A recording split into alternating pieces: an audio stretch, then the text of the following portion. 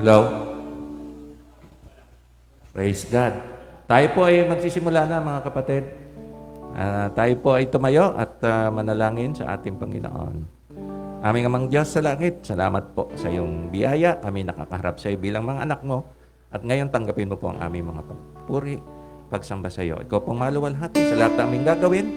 Maging ang internet ay nilapit po namin na iyo pong basbasan at di po magkaroon ng mga problema. Salamat po, aming amang Diyos sa langit. Sa ilang po ang kapurihan, kaluwalhatian, sa pangalan lamang na iyong bugtong na anak na aming Panginoong Jesucristo. Amen.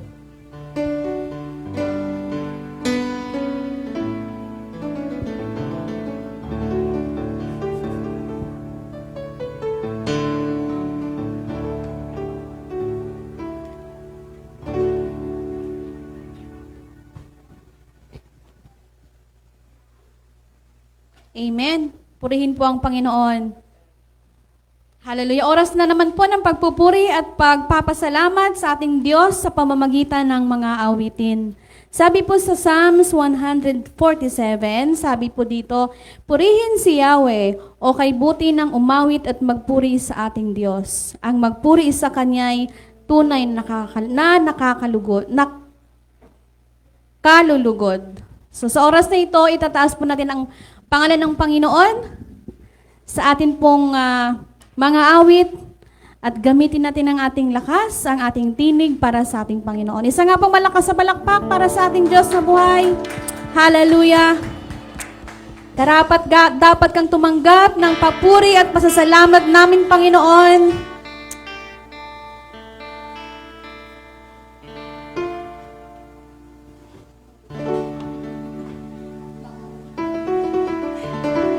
Hallelujah. Amen. Sabay-sabay tayong pumalakpak. Gamitin ang ating mga kamay sa pagpupuri sa ating Panginoon. Kataas-taas ang Diyos. Kataas-taas ang Diyos, kami nagpupuri sa iyo. Kataas-taas ang Diyos, kami sumasamba sa iyo. Karapat-dapat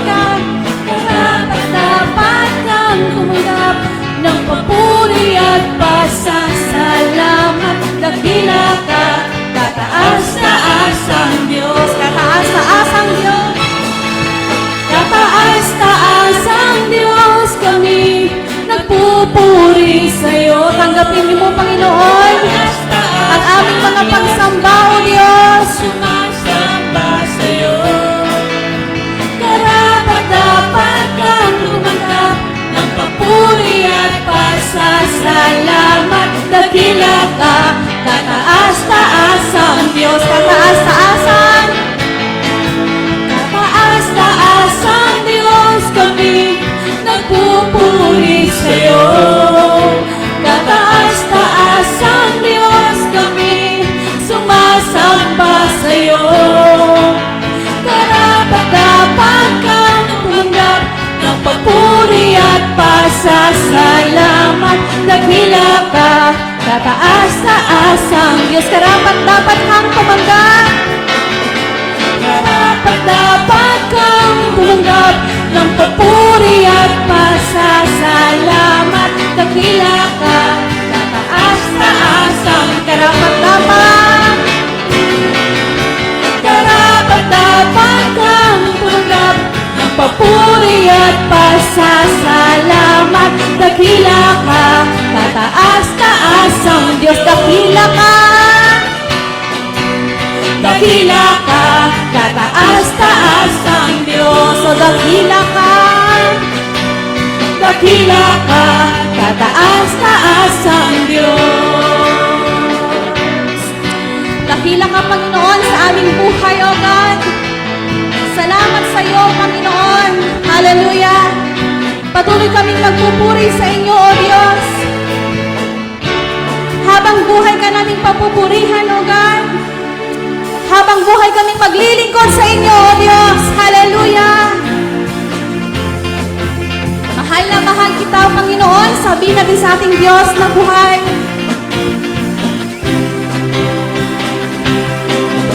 Mahal na mahal kita, Panginoon. Panginoon. O mahal na mahal, mahal na mahal kita, Panginoon. Kailanman di kita ipagpapalit, pagkat sa piling mo'y langit.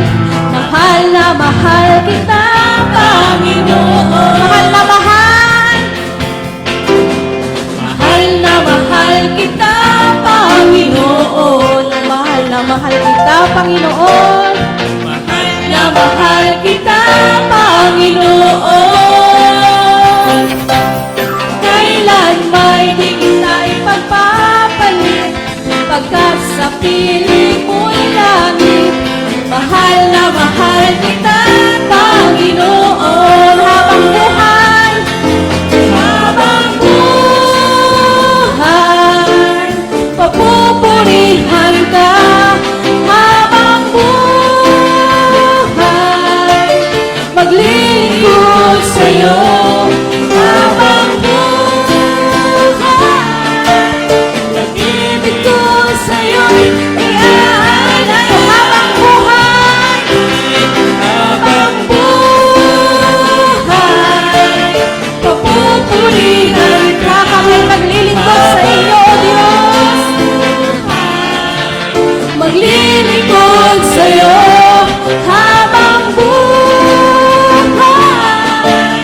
Pag-ibig ko sa iyo inaalay. For the last time, habang buhay, habang buhay,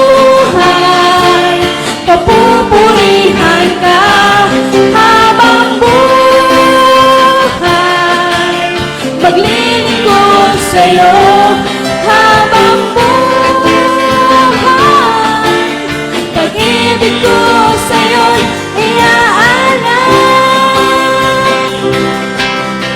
Mahal na mahal kita, Panginoon. Mahal na mahal kita, Panginoon. Mahal na mahal kita, Panginoon.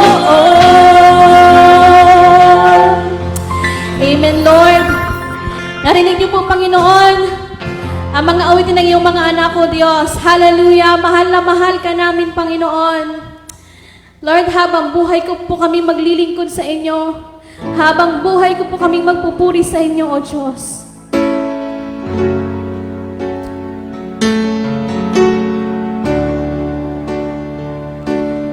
Walang hanggang pagsamba, Panginoon, ay sa inyo lamang namin, Lord God, inaalay, Panginoon Jesus. Yes, Jesus. Walang hanggang papuri, Panginoon, ang aming iaalay sa inyo, O Diyos.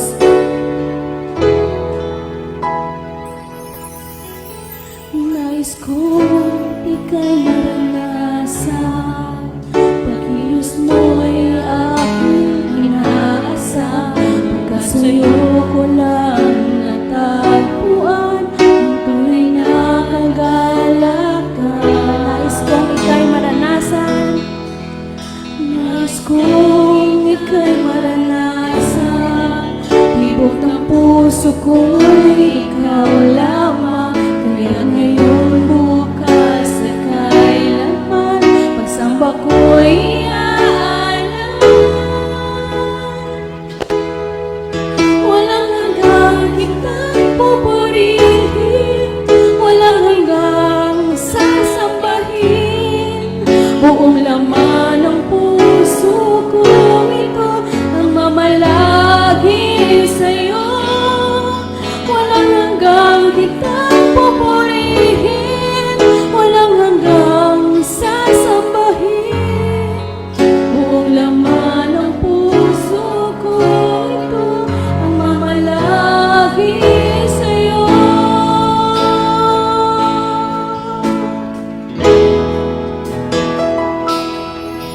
Nais kong ika'y maranasan, tibok ng puso ko'y ikaw lamang. Kaya't ngayon, bukas, at kailanman, pagsamba ko'y iaalay.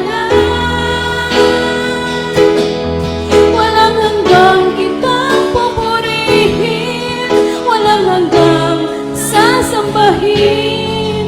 Buong laman ng puso kong ito ang mamalagi sa'yo.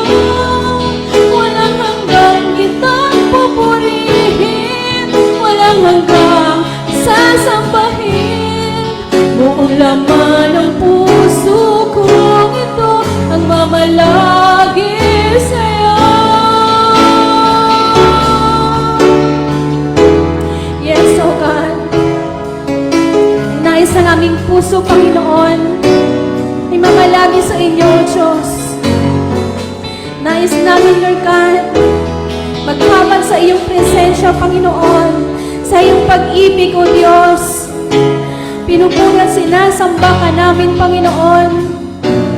Tanging para sa iyo lamang, Lord, ang aming buhay, O God. Walang hanggang kitang pupurihin, walang hanggang sasambahin.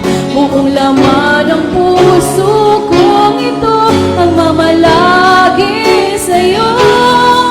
Walang hanggang kitang pupurihin, walang hanggang sasambahin.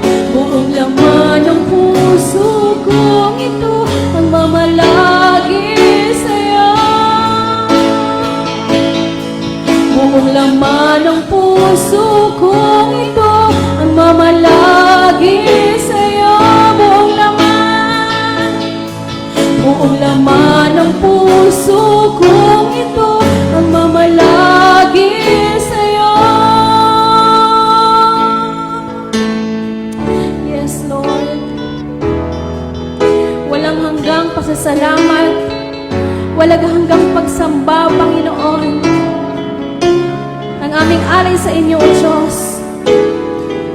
Patuloy ka namin itinataas, Lord, sa aming kalagitnaan sa oras na ito, Panginoong Jesus. Habang meron po kaming hininga, O God, kami ay sasamba sa inyo, O God. Hallelujah. Patuloy po tayong umawit sa ating Panginoon.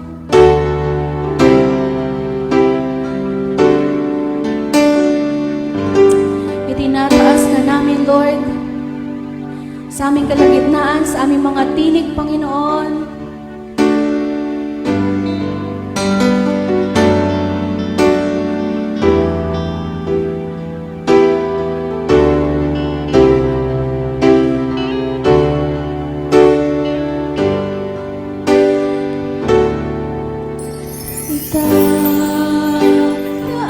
Itaas kita,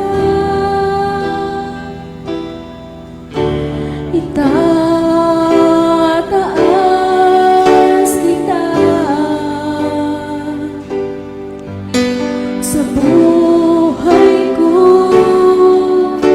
sa puso ko. Itataas kita,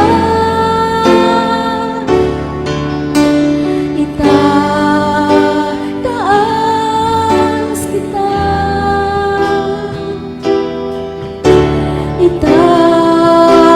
itataas kita sa buhay ko,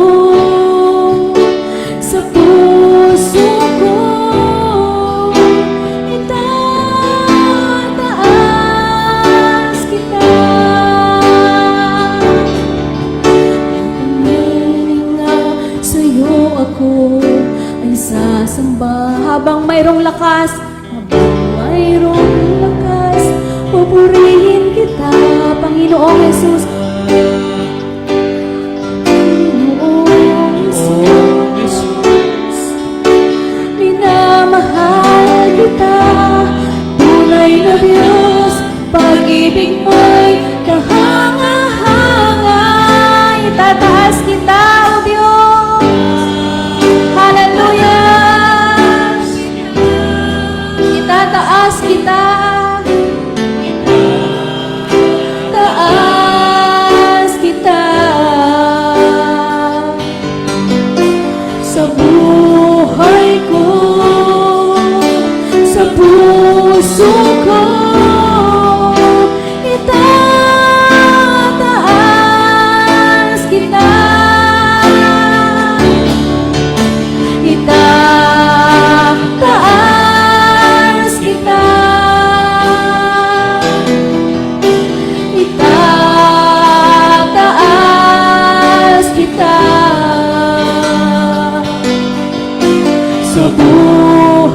ko,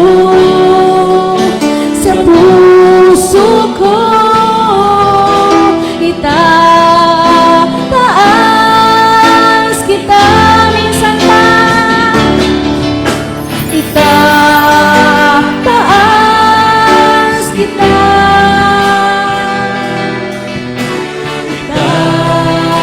itataas kita. Sa buhay ko, sa puso ko, itataas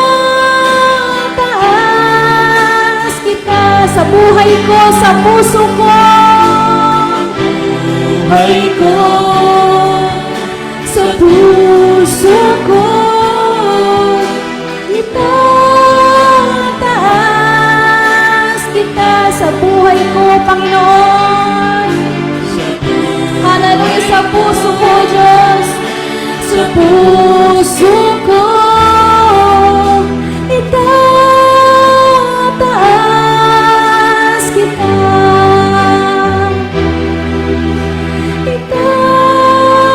Itataas kita, itataas. Itataas kita. Yes, Lord. Itinataas ka namin, Panginoon, sa aming buhay, O God. Sa aming puso, Panginoon. Hallelujah. Salamat, O Diyos. Salamat sa iyo, Panginoong Jesus.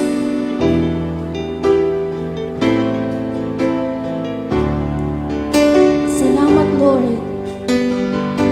Ito po ang aming awitin sa inyo, Panginoon. Sa pangalan ni Jesus. Amen and amen. Amen. Hallelujah. Patuloy po tayong manalangin sa ating Panginoon sa umagang ito.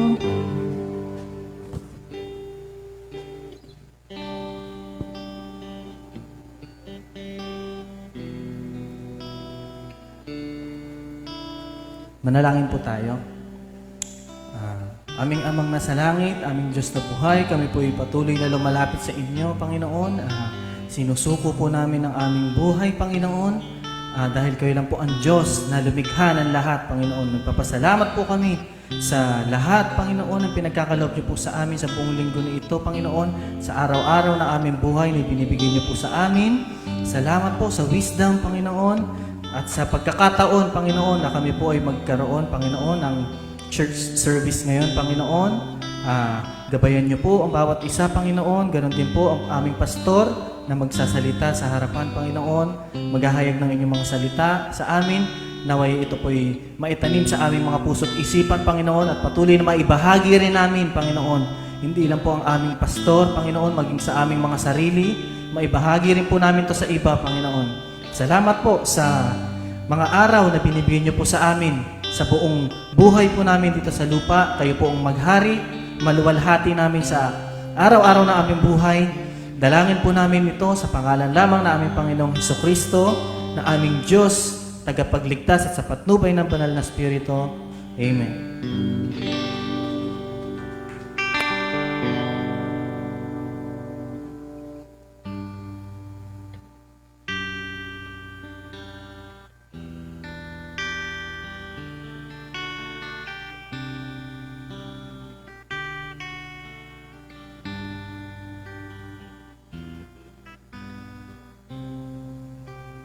Panalangin po natin ang ating mga kalong.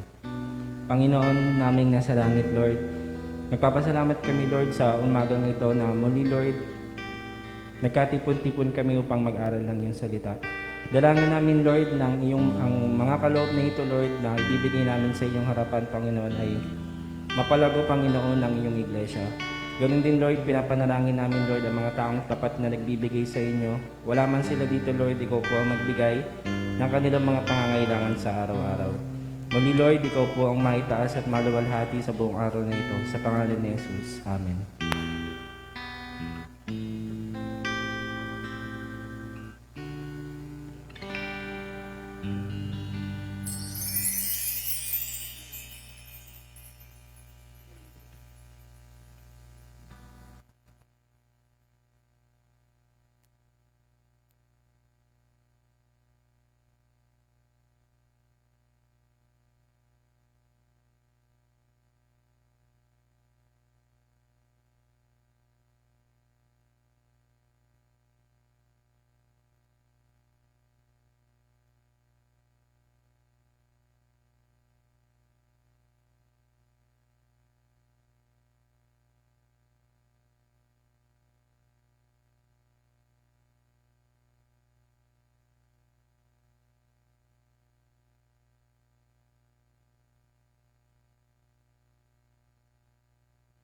Magsitayo po tayong lahat.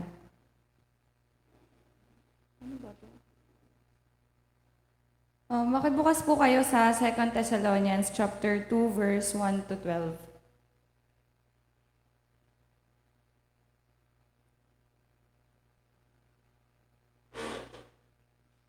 Verse 1.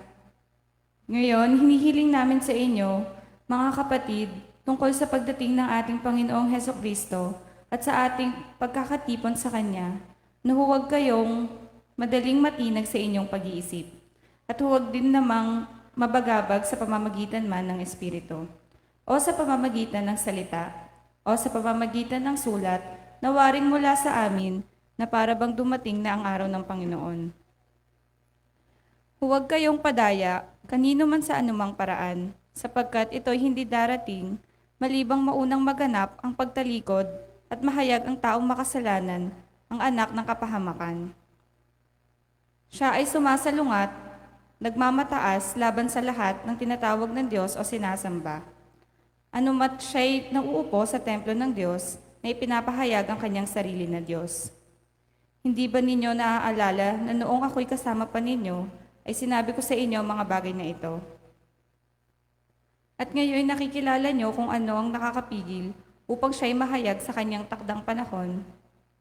Sapagkat ang hiwaga ng kasamaan ay gumagawa na, tanging siya na sa ngayon ay pumipigil niyon ang gagawa sa gayon hanggang sa siya ay maalis. At kung magkagayoy, mahahayag ang taong makasalanan na siyang pupuksain ng Panginoong Heso Kristo sa pamamagitan ng hininga ng kanyang bibig, at lilipulin sa pamamagitan ng pagkahayag ng kanyang pagdating. Ang pagdating ng taong makasalanan ay ayon sa paggawa ni Satanas, na may buong kapangyarihan at mga tanda at mga mapanlinlang na kababalaghan. At may lahat ng mapandayang kasamaan para sa mga napahamak, sapagkat tumanggi silang ibigin ang katotohanan upang sila'y maligtas. At dahil ito'y pinapadalhan sila ng Diyos na makapangyarihang pagkalinlang, upang maniwala sila sa kasinungalingan, upang mahatulan silang lahat na hindi sumasampalataya sa katotohanan, sa halip ay nalugod sa kalikuan. Purihin ng Diyos sa pagkabasa ng kanyang salita.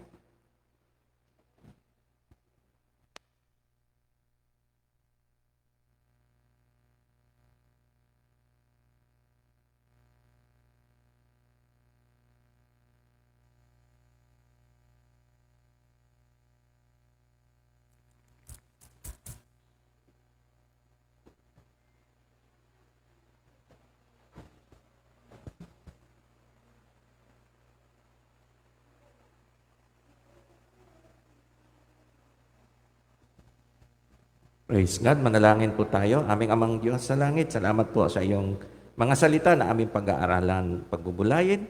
Sa oras na ito, ikaw lang pong maitaas at maluwalhati ang mga katotohanan lamang sa iyong mga salita ang mabunyag sa pangalan lamang ng aming Panginoong Hesukristo. Amen.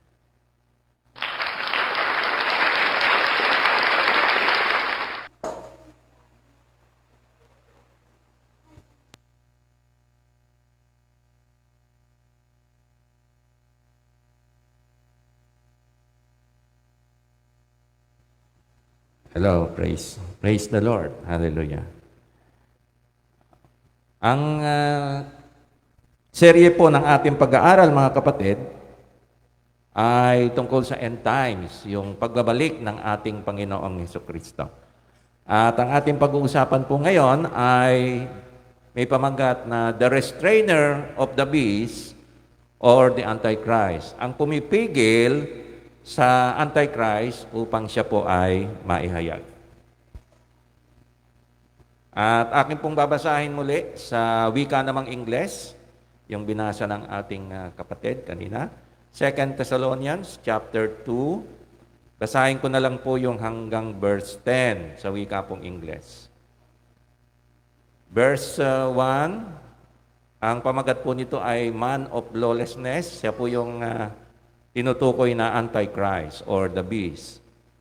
Now we request you, brethren, with regard to the coming of our Lord Jesus Christ and our gathering together to Him, that you not be quickly shaken from your composure or be disturbed either by a spirit or a message or a letter as if from us, to the effect that the day of the Lord has come.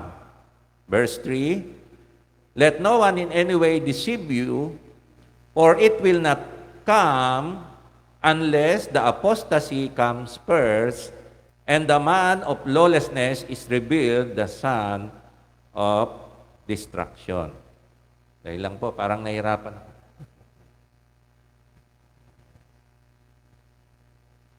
Okay, malayo naman kayo eh. Ha? Verse 4, who opposes and exalts himself above every so-called God or object of worship, so that he takes his seat in the temple of God, displaying himself as being God. Verse 5, do you not remember that while I was still with you, I was telling you these things? Verse 6, and you know what restrains him now, so that in his time, he will be revealed. Verse 7, for the mystery of lawlessness is already at work. Only he who now restrains will do so until he is taken out of the way. Verse 8, then that lawless one will be revealed when the Lord will slay with the breath of his mouth and bring to an end by the appearance of his coming. Verse 9, that is the one whose coming is in accord with the activity of Satan, with all power and signs and false wonders. Verse 10, and with all the deception of wickedness for those who perish, because they did not receive the love of the truth, so as to be saved. Purihin ang ating Panginoon.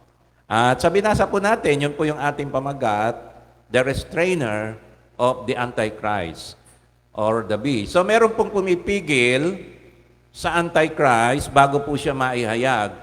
At hindi po siya maihayag at hindi po siya umaalis o maaalis. At yun po yung pag-aaralan natin, the restrainer of the Antichrist. Para tapusin po natin yung ating paksa, yung series natin sa Rapture, bagamat hindi pa yung buong end times na ating pinapaksa, ay yung tungkol po sa Rapture. To finish our series of the Rapture of the Church, we come to the most controversial teaching of the Rapture, and that is its timing. At ito po yung pinaka-controversial sapagkat naniniwala po lahat ng mananampalataya at maging ang hindi mananampalataya ng mga reliyon ay darating pong muli ang ating Panginoong Jesucristo. Pero kailan ito at saan banda? So sa ating pong mga nakaraan ay nakikita nyo po, if you notice, I'm destroying the teaching of the pre-tribulationists. That is, the rapture will take place before the 7 years tribulation period based on Daniel 9:27. So, winawasak po natin sa nakaraang mensahe po ng ating Panginoon, kung napapanood nyo at napapakinggan nyo, mga kapatid, ay yung turo ng pre-tribulationist. Na ang rapture ay mangyayari bago ang 7 taon na sinasabi po na tribulation period based on Daniel chapter 9, verse 27. Anak.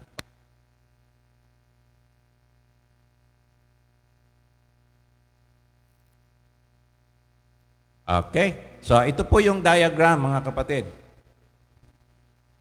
At kung papansin ninyo, the pre-tribulationist rapture, ito po yung winasak natin nung bandang uli. Kaya maraming siguro na galit sa akin, no? Hindi naman nagalit, no? Medyo nainis lang ng konti. Yung mga kasama natin, mga pastor, na ang turo po ay pre-tribulationist. So, ito po yung sa mga nakaraang mensahe. So, ang turo po ng pre-tribulationist, pero dyan sa kanan, no? Tama ba? Kanan ba dyan? Kaliwa. Okay? Na ang Panginoon ay igagather tayo, yung tinatawag na rapture, bago yung 7 taon. Okay? Ngayon, bakit ito hindi totoo? Hindi po ito tinuturo ng Biblia. Ngayon, bakit ito ay hindi totoo? Dahil po sa binasa po natin, mga kapatid, hindi po matutupad yung ating gathering, yung ating rapture, hanggat hindi muna nare-reveal ang Antichrist. So ang turo ng mga pre-tribulationists, hindi na natin naabutan yung Antichrist. Hindi na natin makikita. Bago siya ma-reveal, kukunin na tayo, mara-rapture. Baligtad yung tinuturo ni Pablo.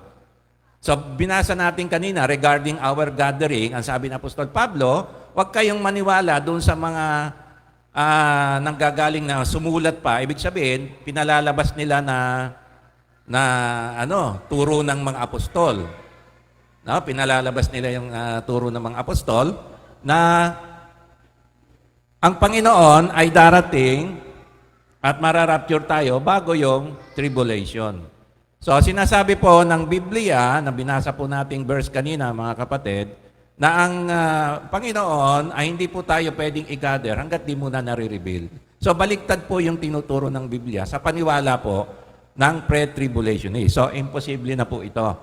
Okay, pangalawa, napag-aralan po natin nakaraan na yung ating gathering ay sabi ng Panginoon after the tribulation. So pagkatapos po ng tribulation. So yun po yung yung sinasabi ng ating Panginoon. Pangatlo, napag-aralan po natin na bago po tayo i-gather, ano po yung hudyat, ay tutunog po muna ang trompeta. Sabi po ni Mateo, sa kanyang ebanghelyo, at sabi ni Apostol Pablo ay huhudyat muna yung trompeta. At yung trompeta na yon, mga kapatid, ay anong klaseng trompeta? Sabi ni Apostol Pablo, ito ay ang unang trompeta. Tama ba, kapatid? Mali. Ito yung huling trompeta. Ngayon, progressive po ang revelation ng Panginoon hanggang makarating kay John sa Revelation na nakita po natin na meron palang huling 7 trompeta. At ano ang tutunog bago po tayo i-gather? Yung huling trompeta. Ano po ang huli sa 7? Ano po yung huli sa 7?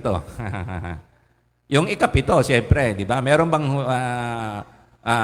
yung 7, pwede bang mauna yon? Yung huli. Ngayon, ang ginagawa ng pre-tribulationist, ang gusto nilang palabasin, yung unang tunog ng trumpeta, doon na tayo i-rapture. Mali po yun. Hindi po sinabi ni Apostol Pablo sa unang tunog ng trumpeta. Ang sabi ni Apostol Pablo, sa huling trumpeta, tunog ng trumpeta. At ano po yung huling trumpeta? Ayon kay John, may 7, yung ika-7 trumpeta. Kaya, imposible po yung view na ito. Okay, kaya sinira po natin to, hindi po totoo ito na ang mga anak ng Diyos ay mararapture before the tribulation. Dadaan po tayo ng tribulation. Okay, anak? Okay, what is the tribulation? What is the tribulation?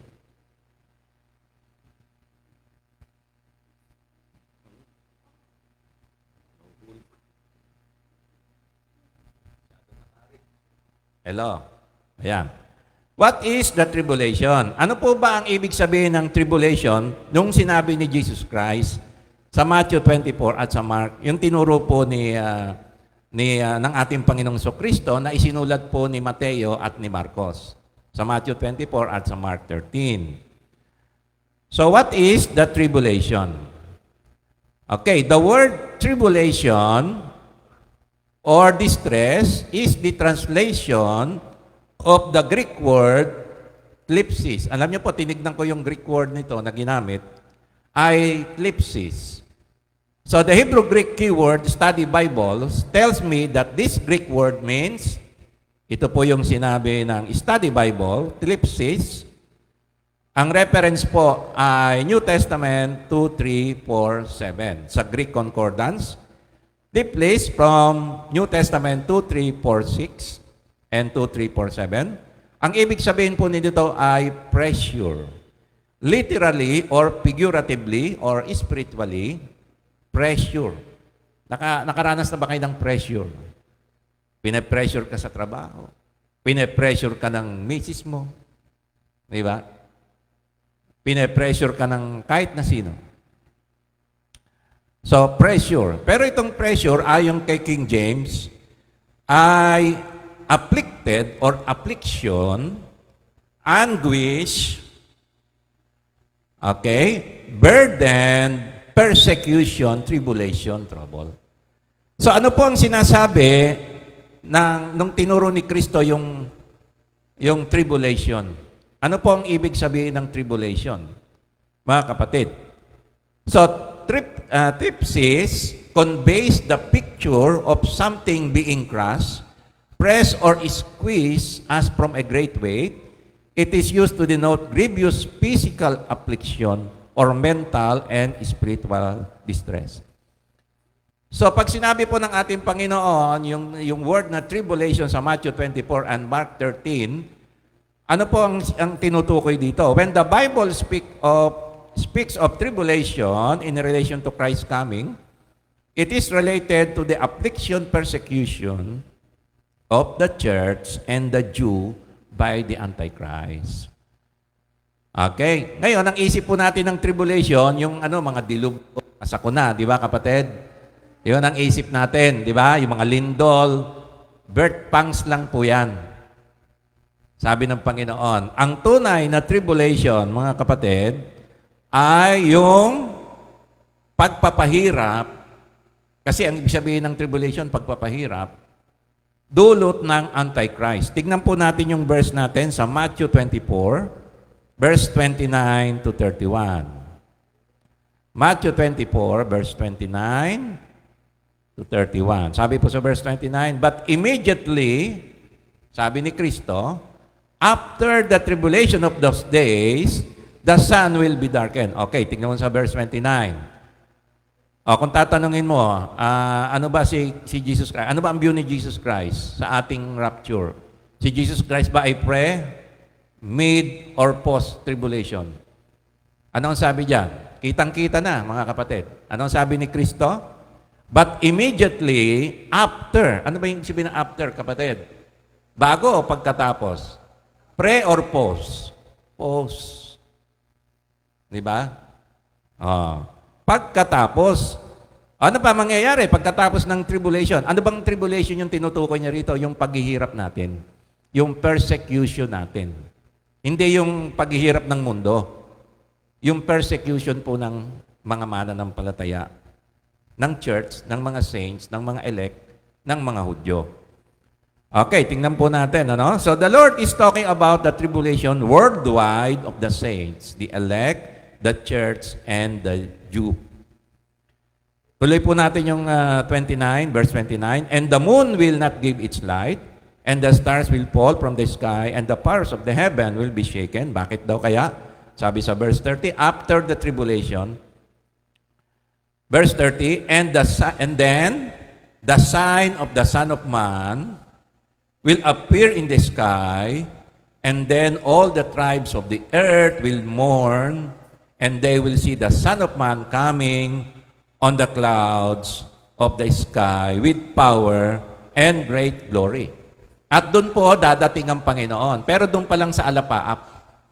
Napag-usapan na po natin, para makikita, technology po ng tao ng NASA, meron pong pinalipad sila na mga probe, something like that, no? Na artificial intelligence na po, computer na po kumokontrol noon.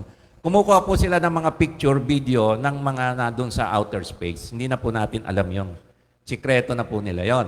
But this time, ay makukunan po nila ng video, ng picture, yung pagdating ni Kristo, doon pa lang sa outer space. Okay? And, verse 31, doon pa lang, hindi pa po siya lumalanding, ha? And He will send forth His angels with great trumpet. With a great trumpet. O sabi ni Matthew, may trumpeta. At sabi ni Apostol Pablo, ito ay the last trumpet. At sabi ni John sa Revelation, ikapitong trumpeta pala yan. So, imposible talaga yung pre-trib. Bakit? Kasi hindi pa tumutunog yung mga trumpeta. Okay? At pag tumunog yun, hihintayin pa yung ikapito bago tayo ma-rapture. Ito po yung rapture natin, verse 31. And He will send forth His angels with a great trumpet, and they will gather together His elect from the four winds and from one end of the sky to the other. Ibig sabihin ay global po ito. Ayun, sabi ng mga pre-tribulationists, which is a wrong teaching, mga kapatid, ay mga Hudyo lang po yan. Bakit darating ang Panginoon, igagather lang yung mga Hudyo na pinili niya? Ang alam kong the elect, the saints, ay tumutukoy po sa bawat mananampalataya ni Kristo. Amen po ba? Sa bawat believer. Ngayon, kung titignan po natin, mga kapatid, para to make it clear, itong verse na ito ay, ang unang sumulat nito ay si Marcos. Sa Mark 13:24 to 27. Ito po ay kinopya ni Matthew kay Mark. Ang unang sumulat po ng Ebanghelyo ay si Mark. At alam niyo po ba kung bakit niya sinulat ang Ebanghelyo? Si Marcos, si Mark. Bakit po niya sinulat? 50 AD, nauna po siyang sumulat sa 3 ebanghelyo pa. Inunahan pa po niya si Matthew at si John. Ang sumunod pong sumulat ay si Luke, followed by Matthew, followed by John. So, pinagkopyahan po ito ng ilang talata sa Matthew ang sinulat ni Mark. Kinopyahan ni Matthew. Ito po yung isa sa kinopya ni Matthew. Yung sulat ni Mark sa mga hentil. So, ang aklat po ng Mark, Gospel of Mark, intended for the Gentiles, sa atin pong mga hentil. At ang sinasabi ni Mark, ang intention po ni Mark, ipakita na si Jesus ay Kristo ng mga Hudyo at ng mga hentil. Ibig sabihin, hindi lang siya si Kristo ng mga Hudyo, kundi si Kristo siya ng mga hentil natin. So, parehas po, both Jew and Gentile believers are the elect. Yan po yung sinasabi ni Mark. Basahin po natin yung aklat ni Mark 13:24 to 27. But in those days, after the tribulation, the sun will be darkened and the moon will not give its light. Sounds familiar, mga kapatid? Kinopya ni Matthew kay Mark. Hindi po si Mark ang kumopya.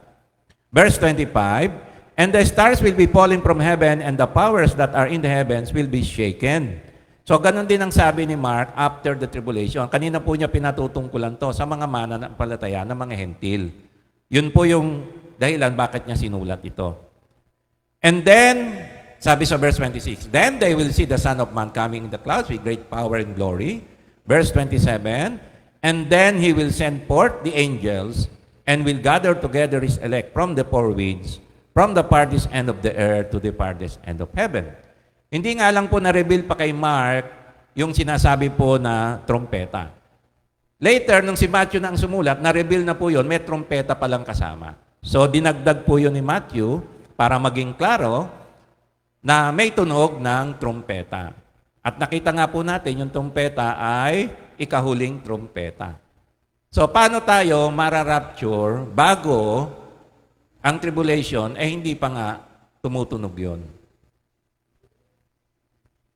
Naintindihan niyo po, mga kapatid. Ang isa pong maling turo pa ng pre-tribulation, lagi po nating naririnig, ay anytime pwedeng ma-rapture tayo. Okay, ibig sabihin po noon, ang rapture para lang sa mga buhay na naghihintay. Hindi po yun totoo. Ang rapture, mga kapatid, una sa lahat para sa mga namatay na. Ire-resurrect sila, ira-rapture sila. Kasunod noon yung mga buhay. Maliwanag pong turo ng Bible. Ngayon, hindi po pwedeng any moment, anytime pwede mag-rapture. Bakit? Bakit po? Kasi tutunog muna yung mga trompeta. Kung anytime, ibig sabihin, anytime ba pwedeng tumunog yung ikapitong trompeta? Hindi pwede. Dadaan pa po yan ng 6. Mantakin nyo, mga kapatid. Ang tagal nun, 6 yun. Tatapusin muna bago yung ikapito, huling trompeta, bago tayo ma-rapture. Kaya nga po yung turo ng mga pre-tribulationists, hindi po yung mga nagtuturo. Yung turo nila ay it's a lot of nonsense. Walang kabuluhan. Yung turo, hindi po yung nagtuturo. Ang inaatake ko po, hindi po yung mga nagtuturo dito. Kasi hindi pa po sila naliliwanagan. Ang inaatake ko po yung aral. Hindi po yung mga nagtuturo. Yung mga nagtuturo po ito, mahal po natin kasi mga kapatid din natin yan. Kaya lang, naiba lang ng paniniwala pagtungkol sa rapture. Okay, now, tribulation in both Matthew and Mark speaks of the suffering caused by the Antichrist. Nung sinabi ni Kristo, ang word na after the tribulation, yung tribulation po doon, mga kapatid, hindi po yun yung sakuna ng mundo. Hindi po yung lindol, maraming tao namatay. Pandemic, tribulation na ito. Hindi po ito.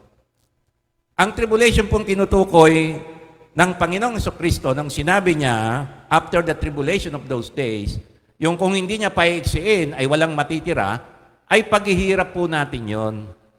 Pag hindi po niya pinaiksi yun, ay wala pong matitirang buhay na Kristiyanong dadatnan si Kristo. Mauubos po tayo. Bakit po? Kasi ang tribulation ay thlipsis, Greek word for affliction. Paghihirap ng mga mananampalataya sa kamay ng Antichrist. Yan po yung the Great Tribulation.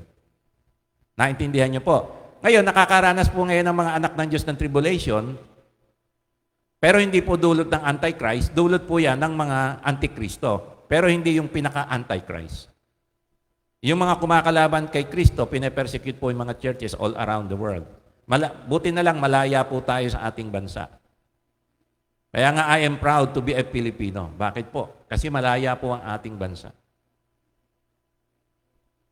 Sa pagpapahayag ng ating pananampalataya. Tignan po natin yung sinabi ni Mark, chapter 13, verse 19 and 20. Ito yung sinasabi ni Kristo sa Mark, chapter 13, verse 19 and 20.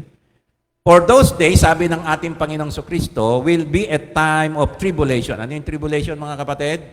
Paghihirap ng mga mananampalataya sa kamay ng Antichrist. Which is actually sa 7 years ay 3.5 lang talaga. Yung huling kalahati, 3.5, hindi po yung buong 7. Yung huling 3.5 years lang. Okay, ang sabi ng ating Panginoon, verse 20, unless the Lord has shortened those days, no life would have been saved. But for the sake of the elect, whom He chose, He shortened the days. So wala pong matitirang mga Hudyo, wala pong matitirang mga mananampalataya. Pag hindi po pinaiksi yun, 3.5 years lang po yun. So anong tribulation po ang tinutukoy dito? Ito yung paghihirap natin. Tayo po kasi ang target. Tayo po ang uubusin ng Antichrist sa panahon na yon. Yun po yung the Great Tribulation. Great Tribulation po natin yun, mga kapatid. Matthew 24, 21 to 22. For then there will be a great tribulation. Kinopya again. Kinopya ini Matthew kay Mark. No? For then there will be a great tribulation, such as has not occurred since the beginning of the world until now, nor ever will. So ito po yung tribulation, ito po yung persecution ng church na pinakamatindi sa lahat ng panahon. Alam niyo po, yung panahon ng unang iglesia, na-persecute na po sila. Sinong number 1 persecutor nila ng unang church sa Jerusalem? Si Apostol Pablo, di ba? Tapos, na-born again siya. Siya na ngayon yung pinapersecute. Di ba? So, nakakatuwa na sa karanasan ni Apostol, nagpe-persecute siya. Ngayon siya naman yung pinapersecute niya, no? Ngayon, all throughout history, ang church ay pinapersecute. All throughout. Pero hindi pa yun yung ganong katindi. Ang pinakamatinding persecution ay worldwide, mangyayari yan sa paghahari ng Antichrist. Yung revelation niya, pag naghari na siya. Okay? Verse 22, unless those days had been cut short, tinopya kay Mark, no life would have been saved, but for the sake of the elect, those days will be cut short. So yung ano ba yung sinasabi, no life would have been saved? Tayo, walang matitirang buhay sa atin. Kasi ang target po ng persecution, tribulation, sinasabi ni Kristo, ay Antichrist. Ngayon, pag binasa mo to by context, mga kapatid, makikita mo, bandang unahan ng Matthew at Mark, nagsimula muna yan sa appearing ng Antichrist. Bago po niya sabihin itong Matthew 24, 21, 22 at yung kaninang binasa natin kay Mark, nauna munang i-reveal si Antichrist. Kaya magka-connect po ito. So yung tribulation tinutukoy po rito, the tribulation Jesus is talking about in Matthew 24 and Mark 13 is actually the persecution of the church and the Jew as a nation by the Antichrist. Naintindihan niyo po, mga kapatid. Yan po ang tinuturo ng Biblia. Okay, tingnan po natin yung Revelation 20, verse 4 to 6. Bilang patunay. Then I saw thrones, and they sat on them, and judgment was given to them. Okay, next. Revelation 20, verse 4. Mahaba po kasi itong verse 4, kaya hinihati-hati ko. And I saw the souls, tingnan nyo And I saw the souls of those who have been, beheaded because of their testimony of Jesus and because of the Word of God. Sino nakita niya sa pangitain? Yung mga pinugutan ng ulo dahil sa patotoo nila kay Kristo at sa salita ng Diyos. Malay nyo, kasama tayo rito. Kung abutan natin yung pagdating ng Antichrist, pugot ulo tayo. Ang saya nun. Bakit? Kasi kasama kang nabanggit dito. Oy, kasama ako dyan. Isa ako sa pugutan ng ulo. Di ba? Kung aabutan natin. And those, sunod. And those who had not worshipped the beast or his image and had not received the mark on their forehead and on their hand. Okay. So, yung iba, ang sabi dito, hindi sumamba dun sa beast, hindi tumanggap ng marka sa kanilang noo at sa kanilang kamay. Tama? Naintindihan niyo po? So, hindi sila tumanggap ng marka ng beast, hindi sila sumamba sa beast. On their forehead and on their hand. So, yung iba, napugutan ng ulo, yung iba, hindi sila tumanggap talaga, na pinatay din sila. Okay, hindi sila tumanggap ng tatak sa kanilang, saan ba tinatatak, kapatid? Sa braso ba? Ay, sa braso, ano yon? Vaccine yun, di ba? Hindi yung tatak. Okay? Kasi ngayon, pagka ang required ng government is, yung pastor, bago ka mag-head ng service, ay vaksinado. Yung tatak, pag nagpatatak ka, hindi ka na pwede mag-hold ng service sa Lord. Kasi ang service na gagawin mo sa demonyo na. Magkaiba yon. Okay? Ano po nangyari sa kanila? And sabi sa verse 4, and they came to life and reigned with Christ for 1,000 years. Nabuhay po silang muli. At naghari ng 1,000 taon. Okay, ano ba yung nangyaring nabuhay muli? Sabi sa verse 5, the rest of the dead did not come to life until the 1,000 years were completed, sa verse 5. And, ang sabi rito, this is the first resurrection. Kailan po magaganap yung ating resurrection at rapture? Tandaan niyo po, sino po yung ira-rapture? Yung resurrected believer. Kailan po yon? Pagkatapos ng paghahari ng Antichrist.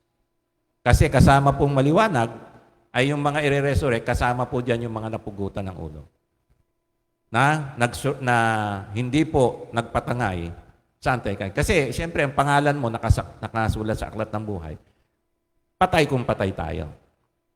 Kaya doon mabibisto kung sino talaga yung tunay na mananampalataya. Yung mga peke, magpapatatak yun.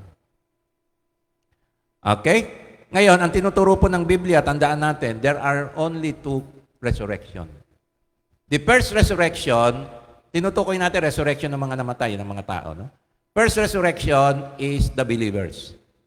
Okay, sino ang kasama rito ng first resurrection, mga kapatid? Sino ang kasama rito? The Old Testament believers. Kasi sabay-sabay ito, package na to. The church, nga nanampalataya after ni Kristo, mga born again, hanggang ngayon. Sino pa ang kasama rito? Mga kapatid, yung mga Hudyo na mananampalataya. Kasi isa lang naman tayo. The church is comprised of both Jews and Gentile believers. Ang unang mga miyembro nga ng church ay mga Hudyo. Nadagdag lang po tayo. Ngayon, after ng 1,000 years, may resurrection pa. Pero yung resurrection na yun, hindi na recommended sa atin. Kasi first resurrection tayo. Yung second resurrection na yun, mga unbeliever na po yun, para hatulan na po sa walang hanggang kamatayan sa dagat-dagatang apoy. Ano po ang sabi sa verse 6? Revelation chapter 20, verse 6. Blessed and holy is the one who has a part in the first resurrection. Over this, the second death has no power, but they will be praised of God and of Christ and will reign with Him for 1,000 years. Maghahari po tayong kasama ni Kristo sa kanyang pagbabalik sa loob ng 1,000 taon. Yun po yung ating resurrection pagdating ng ating Panginoon after the Antichrist, after our tribulation. Palakpakan po natin ang ating Panginoon. Praise God. Maliwanag po ang tinuturo ng Biblia, hindi po malabo. Okay, ang malabo po talaga yung turo ng mga pre-tribulationists. May hilo po tayo sa kakabaluktot nila ng aral nila ng salita ng Diyos. Kasi hindi pwedeng hindi nila babaluktutin para mapalabas nila yon. Now, ang question mga kapatid, what is the right timing of the rapture, which is also the timing of the first resurrection? Yung first resurrection, bubuhay muna silang muli, then irarapture sila, tapos tayo mga buhay, magkakasunod lang po yun ha. Tayo mga buhay na dadatnan ay magbabago ng katawan kasi hindi na tayo kasama sa resurrection dahil buhay ka eh. Magbabago ka na lang ng katawan, sabi ni Apostol Pablo. We will be changed and we will be raptured together with the resurrected believers. Sila muna. Ngayon, kung ikaw yung napugutan ng ulo, namatay ka, kasama ka sa first resurrection. Walang problema ron. Okay? Kaya lang, kailan ito magaganap? Kailan ito magaganap? Okay, the event that must take place before the rapture and including the first resurrection, and our gathering is the revealing of the Antichrist and his persecution of the saints worldwide. Okay?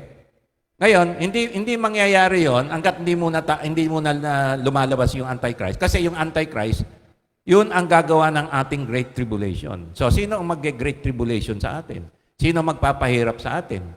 Sino ang magpapapugot ulo sa atin? Sino ang papatay sa atin? Sino yung wawasakin yung buhay natin? Kukulong tayo, kukunin ari-arian natin, papatayin tayo. Sino? Ang Antichrist. Siya yung gagawa nun sa loob po ng 3.5, yung huling 3.5 years ng 7 years na tinutukoy ni Daniel. Okay. Ngayon, ang problema, sabi ng, actually, hindi naman problema to, ang sabi lang ng Biblia, sabi ng Apostol Pablo, may pumipigil sa kanya. Ngayon, bakit hindi pa siya lumilitaw, kapatid? In place na yung kanyang power, ready na siya mag-reveal, pero bakit hindi siya nare-reveal? Okay. 2 Thessalonians 2, 1-12. 1-10 na lang po. Ano po sabi rito? 2 Thessalonians 2, verse 1-10. Now we request you, brethren, with regard to the coming of our Lord Jesus Christ and our gathering together to Him, yung ating rapture. Tandaan nyo, Thessalonians to, Gentile to. Kasama tayo dun sa gathering na tinutukoy sa Matthew at sa Mark. Okay? That you not be quickly shaken from your composure or be disturbed either by a spirit or a message or a letter as if from us to the effect that the day of the Lord has come. So sinasabi ni Apostol Pablo, huwag kayong maniwala sa mga turo na para bang sa aming galing na pinalalabas nila ay salita ng Diyos. Ano po yun? Na dumating na. Ano po yung ibig sabihin nito? Ito po yung sinasabi ni Apostol Pablo, turo ng pre-tribulationist. Na ibig sabihin, nauna nang nag-rapture. Mauna dumating yung rapture. Sabi ni Apostol Pablo sa verse 2, huwag kayong maniwala na to the effect that the day of the Lord has come. Oh, ayan na, rarapture na tayo. Hindi po yun. Kaya doon pa lang sa panahon ng mga apostol ay meron ng pahiwatig na meron lumalabas na ganitong turo na pre-tribulation. Okay? So ito ay pinawalang bisa na ito ni apostol. Kinorek na ito ni apostol Pablo. Bakit? Sabi niya sa verse 3, let no one in any way deceive you. Huwag kayong padaya doon sa maling turo na yon. For it will not come unless, it will not come, yung ating rapture, gathering, hindi mangyayari yan unless the apostasy, maliwanag, di ba? Ako nagtataka talaga ako bakit may mga mananampalataya na ine-embrace pa yung pre-tribulation. At yung pa yung popular. Lagi mong maririnig yan. Anytime pwede mag-rapture. Paano nga mangyayari yun? It will not come unless the apostasy comes first. Mangyayari muna yung Antichrist. Lalabas muna siya, pe-persecute muna tayo. Kaya makikita natin, kapatid, yung technology ng pagtatatak. Paano ba yung pagtatatak na yun? Makikita mo yun. Aabutan ng mga mananampalataya yun. Okay, until the apostasy comes first and the man of lawlessness is revealed. Ano yung man of lawlessness? The son of destruction, si Antichrist yun. Mahayag muna siya, gagawin niya muna yung gusto niyang gawin bago tayo. Okay, ano po ang gagawin niya? Okay, makikita ng buong mundo yan. Okay, mahayag siya, anong verse 4? Makikilala natin siya, ito pala yung 666. Nice to meet you. Tama, kapatid? Nice to meet you. Okay. Bye-bye. Tago na tayo. Okay. Anong gagawin niya para malaman natin siya talaga yon? Okay, verse 4. Who opposes and exalts himself above every so-called God or object of worship, lahat ng reliyon na nag-exist, lalabanan niya. Okay? Pasusunurin niya sa kanya. So that he takes his seat. Uupo siya saan? In the temple of God, displaying himself as being God. Sabi niya, Diyos ako, sambahin niyo ako. Ayaw niyo, hindi kayo makakabili. Hindi kayo makakakain. Pupugutan ko kayo ng ulo. Anong gusto mo, Brad? Patatak ka na lang. Kung unbeliever ka. Pero kung ikaw talaga mananampalataya, alam mo na to, tinuro ni Pastor Ib to Huwag niyo akong kalimutan Mga kapatid, tinuro ko to. Baka sabihin niyo, wala nagturo niya na. Hindi, nasa online pa nga Hindi nyo lang pinanood, hindi nyo lang pinaniwalaan.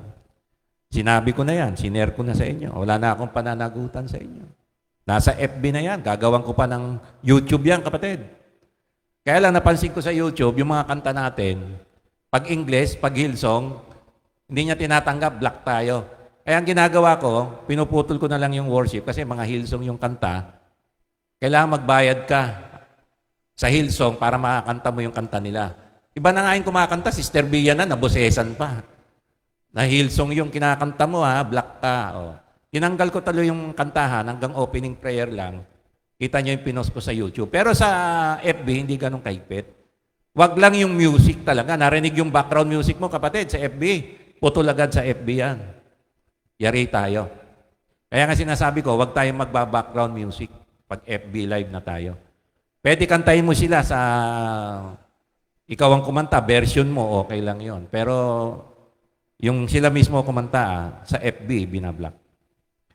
Okay, uupo siya sa templo. Nandiyan na ba yung templo? Gawa na? Wala pa.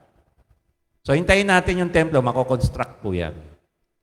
At ang nakatayo po dyan, yung templo ng Muslim, sabi ko nga, maalis yan. Okay? At baka nga ang magpagawa pa ng templo, yung Antichrist. Bakit? Siya pa magpapaalis dun sa ganun ka-impluensya. Ang Antichrist. Gagagawa niya may power siya. Pag na-reveal na siya, baka siya pa yung magpagawa noon. Bakit? Kasi siya uupo dun Hinihintay niya yun Doon siya magre-reveal. Okay? Now, verse 5, bakit hindi pa siya nagre-reveal? Anong problema? Do you not remember that while I was still with you, I was telling you these things? Ngayon, yung mga ito pala, Bible study na pala sila ng face-to-face ni Paul, yung mga Thessalonica. Tinuro na niya ito. Ito kasi letter to, di ba? Nadala natin. Pero tinuro niya na pala ito. Di ba tinuro ko na sa inyo yan? Sabi ni Apostol Pablo, face-to-face nung nagpe-face-to-face sila. Verse 6. And you know what restrains him now so that in his time he will be revealed. Di ba alam nyo na kung ano yung pumipigil sa kanya na pag umalis siya o naalis siya at saka mare-reveal. Alam nyo po, ang Antichrist, kaya hindi siya makaporma sa Israel. Kasi doon siya ang uupo He will take over sa Israel Papasukin niya yung templo. Kaya pala hindi niya magawa-gawa yon, may pumipigil sa kanya. Ang tawag doon, the restrainer. Ngayon, pag naalis yung pumipigil at saka siya uupo, magre-reveal, gagawin niya yung persecution natin, yung tribulation natin. After the tribulation natin ng 3.5 years, the last 3.5 years ng 7 years, at saka po tayo mararapture, yung first resurrection. So, yan po yung tinuturo ng Biblia. Ngayon, ang tanong, sino po yung pumipigil sa kanya na kailangan umalis muna? For the mystery, verse 7, for the mystery of lawlessness is already at work. Only he who now restrains will do so until he is taken out of the way. Yung power niya, andyan na. Pagka ready na, umalis na yung pumipigil sa kanya, kasi malakas to Malakas to, biro mo, pinipigilan niya itong kapangyarihan ni Satanas. Na pag umalis to, ay makakapasok na siya sa Israel. Pero pag hindi pa umaalis to, ay hindi pa pwede. Hindi ka pa pwedeng lumitaw, nandito pa ako eh. Matindi to, mga kapatid. Verse 8, and that lawless one will be revealed, whom the Lord will slay with the breath of his mouth and bring to an end by the appearance of his coming. Okay, laktaw na ako, okay na ako doon sa verse 8. So nakita nyo po, bakit di pa lumalabas? Kasi nga meron pang pumipigil. Now remember, the Antichrist must come first because he will be our tribulation. Siya yung magpapahirap sa atin. Ang tagal naman, gusto ko na dumating to eh, para matapos na rin yung paghihirap natin, makita na natin ang Panginoon, kasama tayo sa resurrection. Ngayon, kung nakatago ka, mahilig ka, dumiskarte ka, kapatid, nakapagtago ka, pagdating ni Kristo, buhay ka, magbabago ka na lang. Pero naghirap ka rin doon, nanghirap din yun. Ha? Okay. Now, why is the Antichrist not revealed yet? Although he is revealed, he is already at work. Okay, yung binasa nating verse kanina, ang sabi, may pumipigil. Okay, hindi na natin babasahin yun. Laktaw na tayo, ha? Binasa na natin. Okay, sino po yung pumipigil? Sino po yung pumipigil? Baba tayo, anak. According to the teaching of the pre-tribulationists, ito raw ang pumipigil. Number 1, it is the rapture of the church. Okay, ito nakakatawa mga kapatid. Nakakatawang nakakainis. Paano ang pumipigil daw ay yung rapture of the church? Kaya may pumipigil dyan yung rapture ng church. Kailangan ma-rapture muna tayo bago siya ma-reveal. So nakakatawa to. Bakit? Kasi nga, ang rapture of the church, hindi nga mangyayari hanggat di nare-reveal si Antichrist. Tapos sasabihin mo, ang pumipigil yung rapture. Ang pumipigil nga sa rapture ay yung revelation ni Antichrist. Binabaligtad po ng pre-tribulationist, nakakainis nga eh. Binabaligtad nila, sasabihin nila, ay kailangan ma-rapture. Hindi nga pwede, Antichrist muna mangyayari. So hindi pwede, yung rapture ng church ang pumipigil. Kasi nga, si Antichrist munang marireveal bago tayo ma-rapture, baligtad naman. So binabaligtad ng pre-tribulationist. Okay, sasabihin nila, it is the Holy Spirit. Kasi pag umalis daw yung Holy Spirit, kasama yung church, ay ganun din. Okay, ang Holy Spirit, mga kapatid, pinadala ng Ama dito sa lupa para samahan ang mga anak ng Diyos. At ang Holy Spirit, bago palikain ng mundo, nandito na siya, gumagala na siya. Walang pwedeng magpaalis sa Kanya. Hindi po Holy Spirit ang aalis, mga kapatid. Holy Spirit yan eh, presensya yan ng Diyos eh. Paalisin mo dito sa lupa. Hindi po aalis sa lupa ang presensya ng Diyos. Nasa lahat ng dako po siya. Kaya wala pong nonsense po yung ang Holy Spirit ang pumipigil. Naintindihan po ninyo, mga kapatid. Now, who is the restrainer of the beast or Antichrist that needs to be taken out of the way? 2 Thessalonians 2, verse 3-8. Hindi na po natin babasahin, mga kapatid. At sabi ni Apostol Pablo, until the right time, ay yung restrainer ay hindi aalis hanggat di dumarating yung tamang panahon. Sabi sa verse 6, basahin lang natin yung verse 6, anak. And you know what restrains him now, so that in his time he will be revealed. May tamang panahon, mga kapatid, na aalis po yung restrainer, yung pumipigil sa Antichrist, na umupo, pumasok sa Israel. Una, umupo dun sa templo. At wasakin ng Israel. For the mystery of lawlessness is already at work, only he who now restrains will do so, verse 7, until he is taken out of the way. Okay, sino po ang restrainer na ito? Ngayon, ang clue nito mga kapatid, yung mga Thessalonica, alam na nila. Kaya lang di binanggit kaya mystery sa atin, di ba? Sino itong pumipigil? Okay, ang clue nito mga kapatid, yung sinabi ni Apostol Pablo. Ang pumipigil na ito mga kapatid ay may kaugnayan sa Israel. Bakit po? Kasi pinipigilan niya yung Antichrist na maghari sa Israel at makapanira at pumatay ng mga Hudyong mananampalataya at mga Hudyo at mga Kristiyano.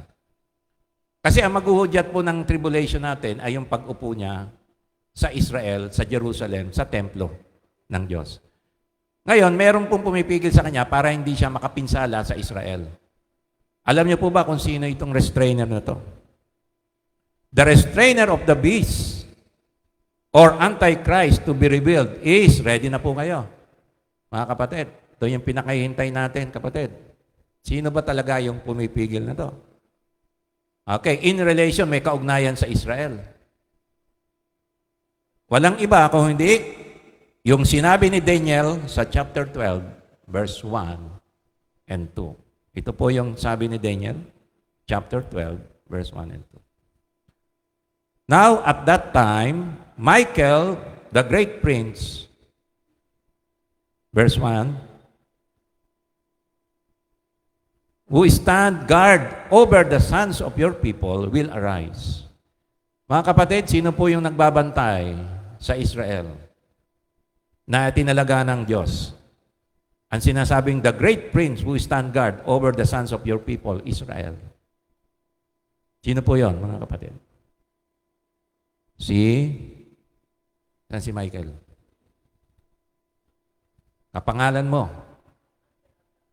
Michael, the archangel, the great prince, protector of Israel. Alam niyo po ba, nung simula ng ang mga Hudyo ibalik ng Diyos sa Israel, si Michael na ang nangangalaga. After World War II, bumalik ang Israel.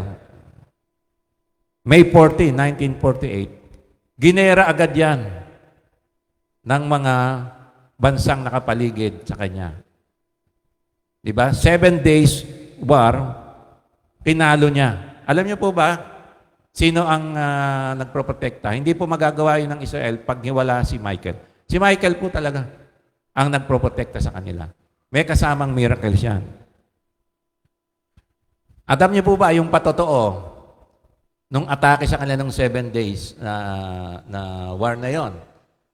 May mga patotoo po yung mga sundalo na nakita po nila yung army ng Syria ay humihinto. Pakisaway nga lang yung ano. Iho, ano lang ha. Ayan, okay lang.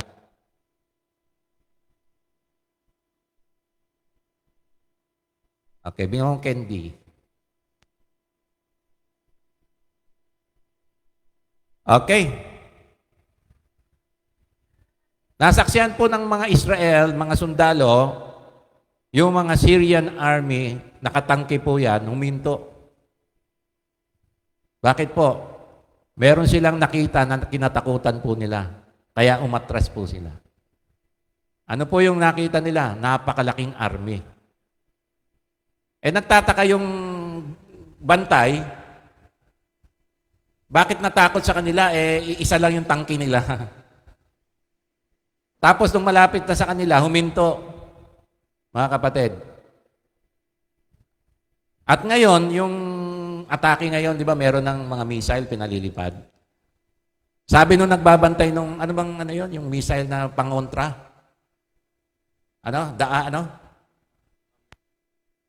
Iron Dome. Okay. Pumapalya pala yan. Nagkataon naman na nagkaroon ng battery defect. Hindi na sila makapagpalipad. Pero yung unang pinalipad nila para ma-intercept yung missile, papunta sa kanila, sa city mismo, sa Tel Aviv. Yung main headquarters nila, papunta na ron, nagpalipad sila, hindi na-intercept mga 3 missile. Nagloko yung baterya. Sabi niya, nag-warning na siya sa mga tao na mag-ready na kasi tatamaan na sila ng missile. Alam niyo po ba, nakita nung, kasi na-detect ng machine ng Iron Dome, may biglang malakas na hangin, tinapik yung missile, pumunta sa dagat. Nag-divert sa malakas na hangin. Kaya sabi nung gwardiya, hindi naman naniniwala din sa Diyos sila eh. Merong ganyan sila eh. Hindi siya naniniwala sa Diyos ng Israel eh. Sa kanila parang ano na lang yan eh. Kultura na lang nila.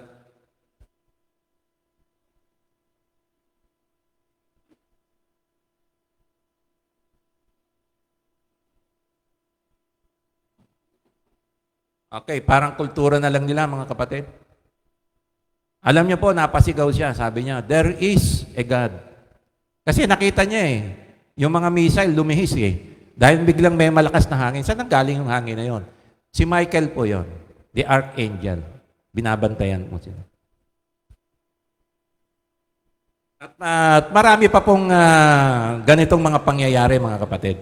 So ang sinasabi po natin, sinasabi po ng Biblia, si Michael hangga't di umaalis bilang protector ng Israel, hindi makakapasok, hindi makakaporma sino? Si Antichrist. Ngayon, pagdating ng takdang panahon, ayon sa Biblia, si Michael ay aalis. Okay, sa akin lang po ito, no? Bakit aalis si Michael? Ito na. Where did Michael go? Revelation 12, 7 to 9. Bakit po kinakailangan umalis si Michael? Ito na. Verse 7, and there was war in heaven, kasi merong gera. Ayun na, ito na. Michael and his angels waging war with the dragon. The dragon and his angels wage war. Sino nanguna? Si Michael. Uwi ka muna rito. Iwan mo na yung Israel. Ayun, umalis na. Ay wala na nagbabantay sa Israel. Hudyat na yon. Pwede nang pumasok. Bakit? Ginera kasi yung dragon. Kailangan gerahin yung dragon kasi yung dragon, siya yung nasa pagitan ng langit ng Diyos at ng lupa. Siya yung nasa second heaven, tinatawag. Third heaven. Darating na si Kristo, bababa, nandun yung niya, paghahari niya eh. Hindi si Antichrist, si Antichrist dito sa lupa yun eh. Tao yun eh. Okay? Ngayon, si Satanas, ang trono niya nandun. Sa alapaap, sa second heaven. Yan. Pangalawa dun sa third heaven. Ngayon, kailangan gerahin ng Diyos yun para maalis. Para makababa na siya. Kasi doon siya dadaan. Doon tayo magtitipon eh. And there was war in heaven, Michael and his angels waging war with the dragon and his angels wage war. Verse 8, and they were not strong enough, and there was no longer a place found in them in heaven. Pero ito yung hindi yung third heaven to ha. Second heaven to. Dito tayo mag-meet. Okay, dito tayo mag-gather. Bago bumaba si Kristo rito sa lupa. Verse 9, and the great dragon was thrown down, the serpent of old, who is called the devil and Satan, who deceives the whole world. He was thrown down to the earth, and his angels were thrown down with him. Ito na yung hudyat. Pagbaksak niya rito, yun na. Yung the beast na, palalabasin niya na yon. Bakit? Kasi alam niya, konti na lang yung oras niya. Wala na si Michael. Libre na tayo. Pwede na nating pasukin. At last na to, na gawin niyang Diyos yung sarili niya. Para sambahin na siya ng tao. Full force na to ng power ni Satan. Lalabas niya na lahat ng nakatago niyang kapangyarihan.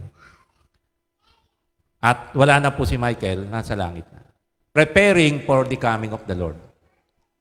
Kasi si Michael, kasama po ng anak ng Diyos, pagbaba rito. Di ba? Naintindihan po ba natin? Palakpakan po natin ang ating buhay na Diyos. Marami pong hindi nakakaalam nito na si Michael ang restrainer. Okay. Conclusion, the Lord have already revealed our gathering and the time of our rapture very clearly in His Word. We need to heed His calling of perseverance. Revelation 4:12. Here is the perseverance of the saints who keep the commandments of God and their faith in Jesus. Kailangan natin maging matatag, mga kapatid. Anak,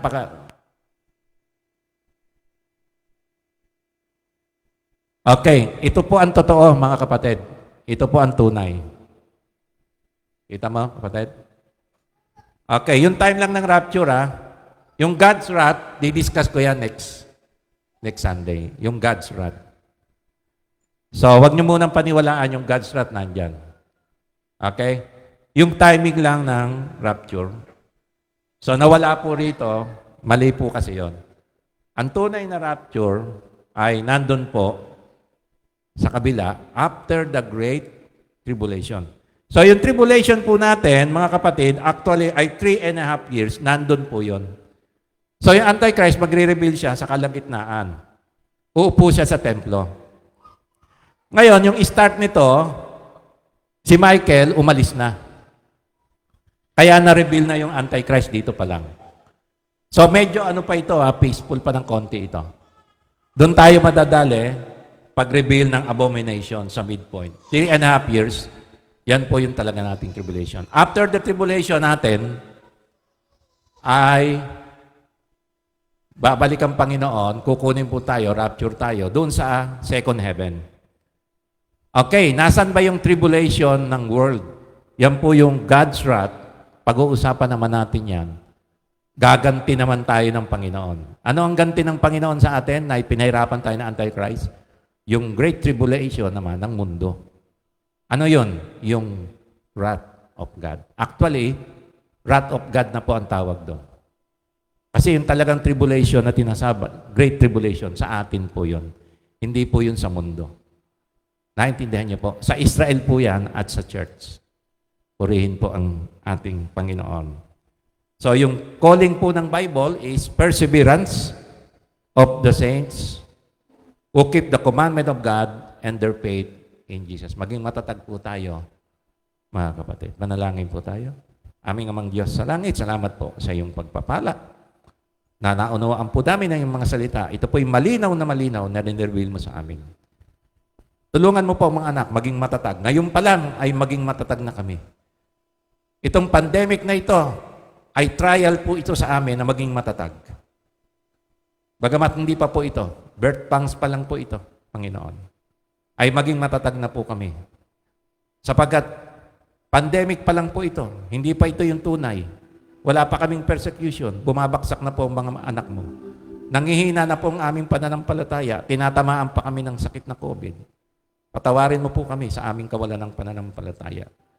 Nagkakaroon po kami ng takot, hindi po espiritu ng ng fear ang binigay mo sa amin, kundi espiritu ng katapangan, Panginoon. Espiritu ng iyong pag-ibig, espiritu ng kapangyarihan mo. Ang Holy Spirit ang binigay mo po sa amin. Tulungan mo po kami maging matatag, maging handa, maihanda po namin mga susunod na mga mananampalataya na daranas po ng Great Tribulation ayon sa iyong mga salita. Ngunit salamat, Panginoon, sapagkat pagkatapos nito, pinaiksi mo lamang ito. Pagkatapos nito, ay mararanasan na po namin ang iyong pagbabalik at ang pagkabuhay muli ng mga anak mo na matay na at ang pagbabago ng mga anak mo na buhay pandadatnan mo ay magkakaroon po kami ng bagong katawan ayon sa iyong kapangyarihan. At ang bagong katawan nito ay wala na pong kamatayan. Wala na po itong bisa ang kamatayan ng dagat-dagatang ito. Salamat po at kasama po kami rito at ang aming pangalan ay nakasulat sa aklat ng buhay. Marami pong salamat, aming amang Diyos sa langit. Palagi ka naming pupurihin, sasambahin, paglilingkuran sa pangalan po muli ng aming Panginoong Jesucristo. Amen. Praise God. Palakpakan po natin ang ating buhay na Diyos. At gamitin na po natin ang doxology.